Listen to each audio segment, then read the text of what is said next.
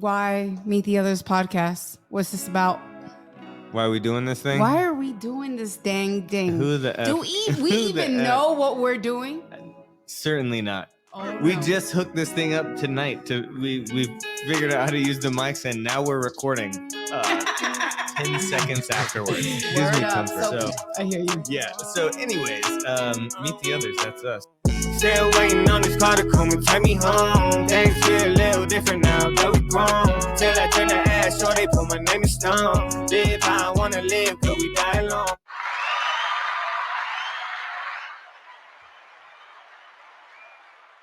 Hey, Yo!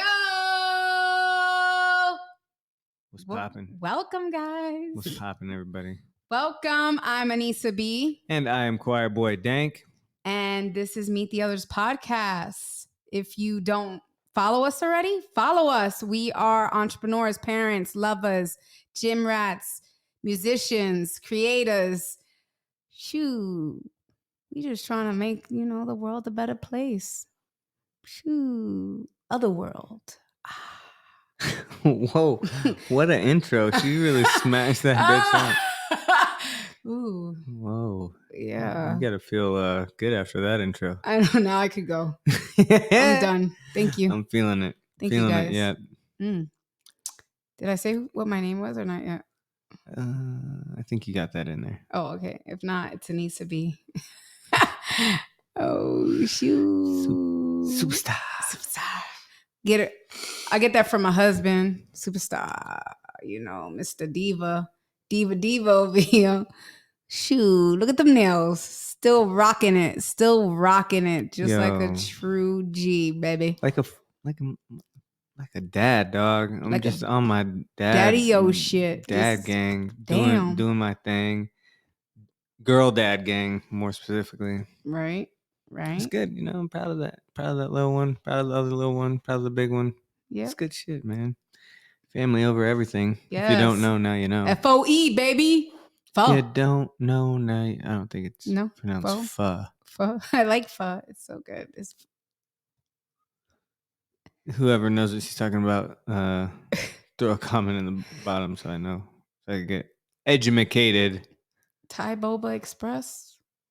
Is that a thing? Yes, pho. Bow tie boba? Thai bow? Billy, No, like is that like the Billy Blanks thing? Thai and Boba Express. Some good shit right there. Tastes yummy. Get the combo. Shout out Billy Blanks. Who's that? Thai bow. Oh, Billy. I mean, I just know him. See, I just know him by his first name. Me and him on first name basis over here. Yeah, you got those DVDs? Yeah. Hell yeah, I do. Right by the Russell Simmons collection. Hell yeah. Or the Barbie when Jennifer Love was. Whoa, I don't even know. That's a throwback. Yes, Barbie, yo, aerobics, son. The first Barbie movie. It was like Barbie, like, come on, guys, get with it. And I used to always be like, damn, one day I'll be like these girls. And you did enough of those aerobics to get there, basically. It only took me like success story. We need to do a before and after Barbie edition. That was a long time ago. Shout out. Who is it? Her name was Jennifer Love Hewitt. Oh, what was she in? She was in some stuff, right? Was it I Know What You Did Last Summer? She was in Party of Five. No. Right. What else? I Know What You Did Last Summer. I think that was the big one now. Yeah. Yo. With the hook? Were you scared of that thing? The guy with the hook? You got to watch that one? Yeah. No way. Oh my goodness. This guy grew up at a time where like I was into horror movies all my life. Well, I'm sure. I think that was a little bit later on. So I was able, it was popping when I was like in like high school or something like that. So I was still a kid when you were in high school. I meant middle school. Maybe that was 5th grade, I think. No, I don't know how that works. How does time work? Oh my God. We're back again. So, funny story about being back again. Shall we? What? Tell them how we screwed everything up? Yes, of course. Duh. I mean, that's part of the game here. We were gonna raw dog it. We let all of our faults and failures just right up front here for everybody. Yeah, we recorded this thing. We recorded 2 episodes and then realized that the Wi-Fi was not so popping, and it was like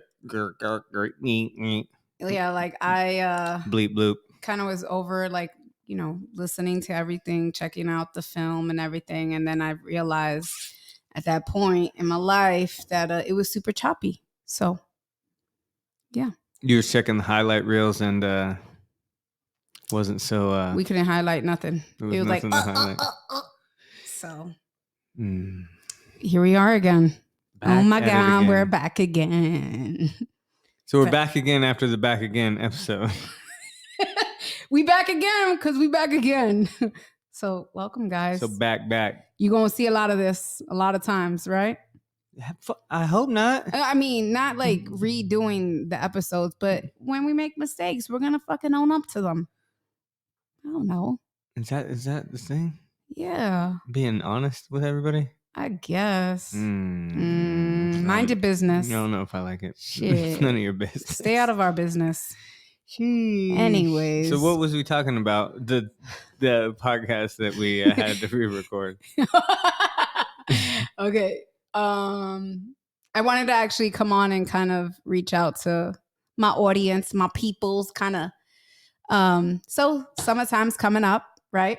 Yeah, Will Smith. Summertime. Summertime. You saw that? That flip flap.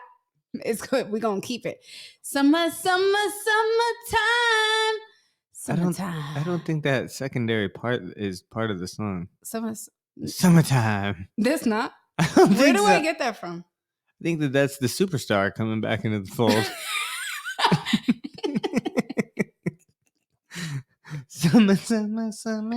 Summertime.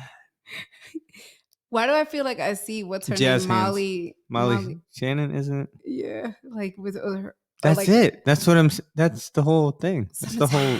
Yeah, exactly. I love it. That's how you was feeling in the dressing room?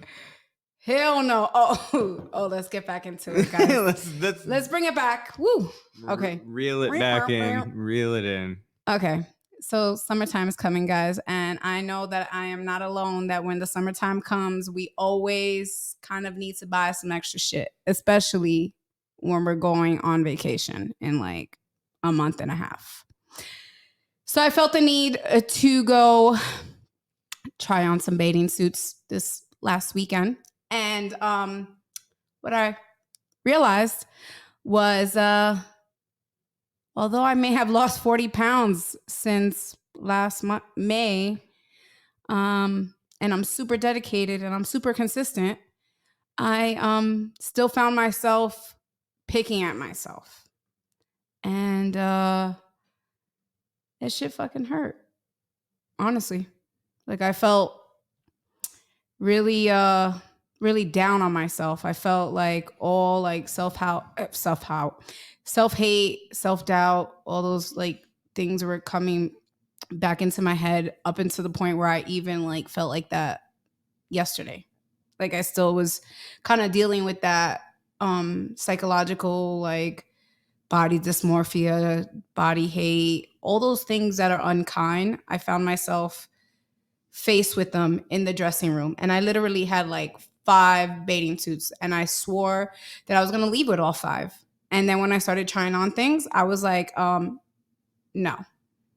And, I mean, some of them were not like super revealing. I wasn't like going to wear a G-string or anything like that. But like, I figured with as much work as I put in, I would actually be able to wear those things and feel good about it. But obviously, I still have a lot of work to do in here. So that's kind of what I wanted to talk about, because I know that I'm not alone with that. Like I know a lot of people still have so many like self-image issues and like kind of attack themselves. So yeah. I think that's a pretty universal feeling of not feeling like you look exactly how you want, you feel exactly how you want. I mean, right now I feel like my skin got super dry and I feel, body dysmorphia. Allergies. Something's going on. And the weather's changing and I'm not super excited about it. But, I think that to some degree this goes back to kind of that challenge that you put out there, which is, you got to love yourself. Yeah, for sure. You gotta really embrace who you are. Yes. And you can use some of that stuff to you can use some of those feelings to better yourself. I think some of that's healthy, but you can't let that run through your mind and destroy your confidence, right? Right. And I think that more than anything else, like we kind of mentioned on our previous recording. First run. Yeah.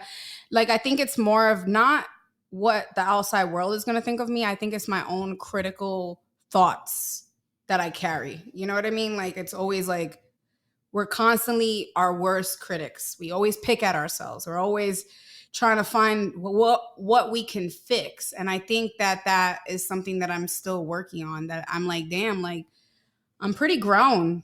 Like I should have this shit together, but I don't.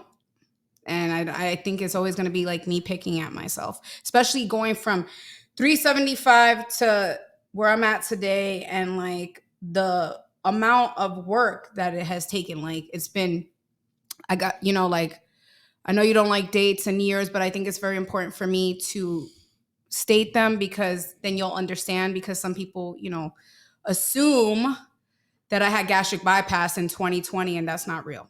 So Right. like, it's important that you know that I had gastric bypass in 2010, because then it just shows you like the cycle of me losing weight, a tremendous amount of weight, having extra skin, gaining weight after children again, gaining weight after grief, gaining weight after depression, and almost ballooning up to being 225 pounds. Right. There's something to be said about the amount of weight I lost in 2020 by myself. Right. And sometimes I got to remember that. And I want other people to be educated that even though I had my surgery back in 2010, I still gained the weight I had to deal with. Well, yeah, I think that it's important for people to know that, one, that's not a forever fix. No, it's not. Two, there's a lot that goes into that Yes. that is it's not easy to deal with. No. There's a lot of side effects, body dysmorphia, food, Yes. hurdles to go over, right? And feel all that stuff. And yeah, it's not a forever fix. You could balloon back up, especially if you're having children. Yep. And then just, then to know kind of how that journey was to then come to like a more healthy weight. And I think a lot of that has to do with something that, like, it's easy to say, well, now I'm at a more healthy weight. But I think that a lot of that started with the habits that you had to put into place, right? Yeah. Like to be healthy mentally, food wise. Yes. Have a healthy relationship with food, have a healthy relationship with exercising, and folding that into some sort of routine, right? Yeah, because back when I first lost the weight, like almost 13, 14 years ago, 10 years ago, what was it? 2010, 14 years ago, my mental state was off. Right. And like you witnessed a lot of that. Like I had a really bad relationship with food. Right. I thought I was fat. Like there was no one that could tell me that I wasn't fat. I was like, the moment the scale said one thing, I was super excited and I wanted that number to stay. And if that number went up, because being a big girl all your life, right, as a child, and then losing so much weight and seeing acceptance from the world, right, for the first time, like doors are opening, you're being like pulled out of stores like, hey, want to work for me? Because I think that you look great. And it's like, would this have happened had I been a 375? Right. Probably not, right? Well, and it didn't. And it didn't. Right. But when I was smaller, I got pulled out of stores to work at way better places just because off of my appearance. Right. So you start to develop these like, this is my self-image needs to be on top all the time. And I created like an eating disorder throughout that. And that's something that the doctor actually said was one of the symptoms at when I first, like, when we did classes, because we were like one of the first classes to like start the gastric bypass stuff. So that was one of the symptoms, was you'll get like body dysmorphia. You can end up creating addictions to other things besides for food, because food was once your outlet and now it's not. And I created this terrible relationship with food. Like, I would eat and I would binge eat, and because my body could not hold it, it would be the symptom of dumping, which is like it either comes out from the top or the bottom. And I was a top feeder. What do you call those things? I was like a what? A purger. A purger. There we go.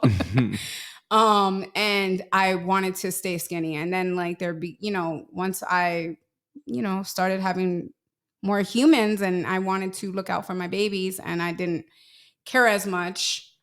And I was fine Right. for a while in my skin until I was no longer fine. Until it became a bit much and it was taking over like my body again. And I was using food and being lazy and having no motivation to do anything. Well, I think it's funny because I think to some degree you could say like you were rewarded for being a purger. You were Right. rewarded for looking a certain type of way. And then when you became a mom, your identity shifted a little bit. And you were rewarded for being such a good mom. And Right. and those things came secondary and weren't so priority. And then, as your kids start to grow up, you realize like, well, I'm still me, right? Right. And I still want to feel comfortable in my own skin, similar to like when you're going and putting on clothes at the fitting room or whatever. Yeah. Like, it's cool that I'm a good mom, but I'd also like to feel good when I put on some jeans. Right. Right. And then then you take that another level. I'd really like to feel good putting on a swimsuit and going to the beach and not feel like, Free Willy or whatever. Yo, that's exactly how I felt. I was like, oh my God, get me out of here. Like, I had like 5 bathing suits. And of course I had like, give me a size small, medium, and large. I want to try them all on, right? And like, so like 5 times 3, that's 15. Like, I took it to that level and I started trying them on. And like, literally I got to like the second or third one and I was like, I'm done.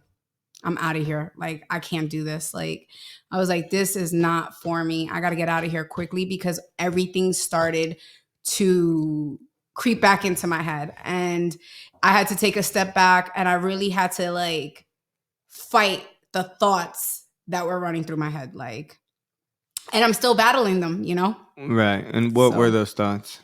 Ew, yuck. Oh my God, no, I can never. And that's because of... I just can't walk around like this. This is horrible. Oh no. Because you feel like you still have fat on your body. God, you still have scars. I still have scars. I still jiggle. And I'm like, bro, I had 3 children. Like, what the fuck am I supposed to? Am I supposed to be tight? Like, I'm like, so like there's that constant battle in there. And I think that just as a man, there should be some level of perspective given that like jiggling is never fully a bad thing. Oh. You know what I mean? I think that it's easy to get completely wrapped up in the way that you see these people portrayed. Like, I gotta be 6-pack, rock hard, right, like diva of the Centurion army or whatever. And like, I think that's, it's all in our head. Well, I think a lot of it's in your head, and I also think that some of that stuff becomes an addiction like anything else. Like, you can really like obsess over it, and then you're not any fun to be around. True. Right? True. Like, and that's another conversation, really. I think. Sure. Like, For sure. I think that it's easy to say you should have balance, and I think that there's a time for imbalance. Right. And action that is imbalanced to push yourself forward. And I think that there's a time to say, this fits in the greater good for myself. I can jiggle here and there, and I can feel good in Jiggle, jiggle. Yo, putting on some sunscreen and getting out there and getting wet and wild in the water. I literally was saying like a good morning, and somebody dead ass was like, which I don't care, but I just thought it was funny about jiggle. They were like, "Oh, you think you got muscles?" Because I was like, we woke up together, and they were Right. like, "Look at those jiggly arms." I was like, "Bruh, they used to be 2 liters of like freaking skin on my arms, baby. Right. Like, get out of here. That does not affect me." Like, Right. Your arms should have, it's called skin, right? like, what the hell? Give me a and break. you gotta like just go to some degree. You gotta go, you don't know where the hell I've been or where Mhm. I've come from. Right. Like I didn't, and I think that there's a lot of value in knowing your own perspective and your own story to say, I wasn't the 13, 14, 15-year-old girl that was rail thin. Nope, never ever. Like I was not that person. So Always then chubby. when I'm lifting weights and getting more into my physical, world and prowess and getting in that space, I'm not going to be rock hard solid muscle No. because I'm coming from a different body composition completely. Period. And, I think that there's needs to be a little bit of I don't know. Education for some. Right. And also, honestly, I think also there has to also be leveling with yourself and realizing that, like Right. and that's kind of why I wanted to talk about this, is because I need to hear it from myself, for Right. myself, that I need to be gentle. I need to recognize where I'm coming from and how far I've come from where I was, Yeah. And I think that there's really there's a fine line that needs, I think that I think that we're entering into a space where it's like, body positivity, don't body shame anybody, don't, say anything bad about anybody if they're 400 pounds or 90. Right. And I think that we got to not say everybody has to look a certain type of way. I think that body positivity should come in many different forms and For sure. facets where For sure. you feel comfortable in who you are and you work to be the healthiest version of you. Yes, 100%. And I think that that's valuable. And I think that that's a good conversation to have. Yes, for sure. So yeah, that's all. I kind of wanted to just talk about that. It's just an experience that I had, and I wanted to reach out because I know I'm not alone. I know that just as much as females struggle with that, so do males, and it's not Right. something that is like one-sided. Everyone's kind of picking at themselves. Like, we don't all go to the gym because we're perfect. We go to the gym to fix things, and sometimes that's a constant battle of fixing things. And sometimes I think that we need to take a step back a little bit. Right. I'm guilty. Right. So. And I think that sometimes you got to realize, like,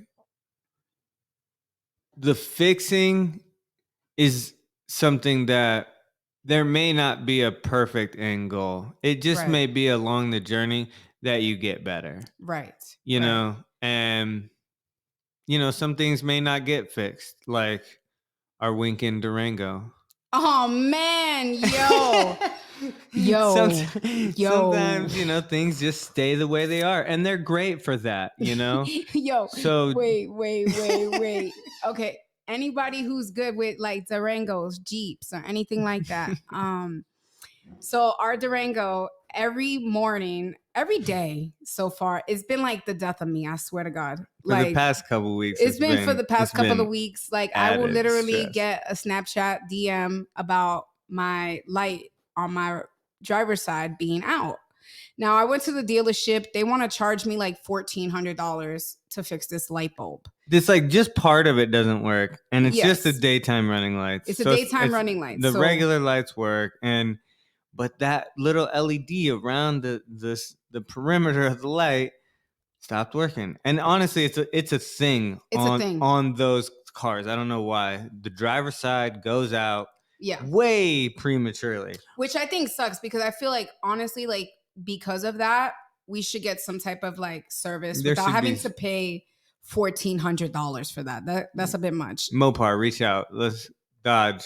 Let's do it. But so I just keep getting these DMs like, hey, I don't know if that was you, but your light is out.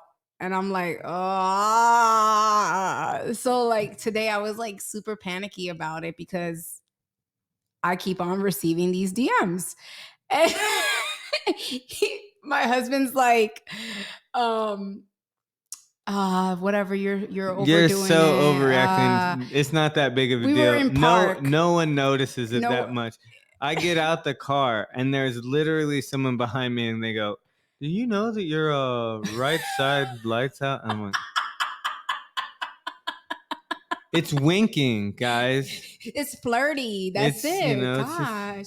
Or if you guys want to help me fix it, like either one. I mean, if anyone can help me, guide me through it. There's a fuse I could replace. I mean, that I would think that would be the fix, but I don't think that it's that easy. I think that you have to replace the whole thing, and it's a couple years old. Like, literally, it's like a 2021. It's like, come on, guys. This is like, and no one else drove the car. Yeah. It's like first time drivers are us. And we didn't do nothing to it. We didn't do anything. Come on. Shoot. So it's fine to be a little less than perfect. Exactly. Just like our Billy. Yes, Billy. Yes. But anyways, guys, thank you for listening, watching. However you are actually, I don't know how you're doing this. If you're listening, you're watching on YouTube, Facebook, whatever you're doing. But thank you for watching, listening, and we appreciate it. For sure. And always, thanks for being one of the others. For sure. And always make sure you stay gentle. Make sure you are gentle with yourself when you look at yourself in the mirror, and try not to pick at yourself. And that's sometimes easier said than done. And it's always a work in progress. And just remember that you have come such a long way and you're just continuously growing, becoming better. So don't forget the steps that got you from where you were to where you are now. Anyways, if you see these faces, then it's us. Meet the Others Podcast. See y'all soon. Peace. Why Meet the Others Podcast? What's this about? Why are we doing this thing? Why are we doing this dang thing? Who the F? Do we even know what we're doing? Certainly not. Oh, we just hooked this thing up tonight. We figured out how to use the mics, and now we're recording 10 seconds afterwards. Gives me comfort. So I hear you. Yeah. So anyways, Meet the Others. That's us. Still waiting on this car to come and take me home. Things feel a little different now that we grown. Till I turn the ass, sure they put my name in stone. Live how I wanna live, cause we die alone.